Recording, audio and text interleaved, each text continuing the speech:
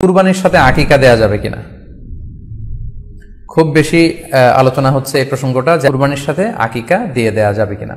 এক্ষেত্রে আমরা উত্তরে বলবো যে কুরবানি এবং আকিকা আপনাদের খেয়াল রাখতে হবে যে দুটি ভিন্ন দুটি ইবাদত। প্রথম কথা হচ্ছে ইবাদত দুটি ভিন্ন দুটি ইবাদত, কারণ কুরবানি এটা বছরের একটা নির্ধারিত সময়, জিলহজের 10 তারিখে এবং তারপরে আরো 2 দিন বা 3 দিন, এই সময়গুলোতে আপনি কুরবানি করতে পারবেন। তাহলে এটা হজের মৌসুমে জিলহজ মাসে করতে হয় কুরবানি, কিন্তু আকিকা কিন্তু এরকম না। আকিকাটা যে কোনো মাসে হতে পারে। আকিকাটা হচ্ছে নবজাতক সন্তানের ভূমিষ্ঠ হওয়ার পরে শুকরিয়া স্বরূপ আল্লাহর কাছে যে কুরবানিটা করতে হয় সেটাকে আমরা বলি আকিকা।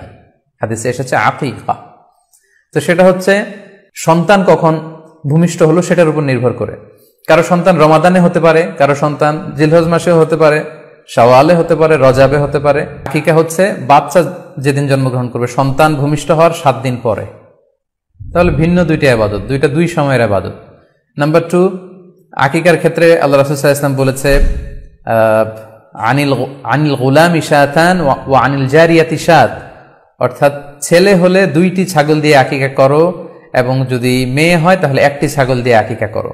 তো সেক্ষেত্রে কুরবানিতে কিন্তু এরকম বিধান নেই। কুরবানিতে কিন্তু 1টি ছাগল দিয়ে আপনি কুরবানি করলে কুরবানি হয়ে যাচ্ছে, সেখানে 2টি ছাগল দেওয়া লাগবে এমন কোনো কথা নেই।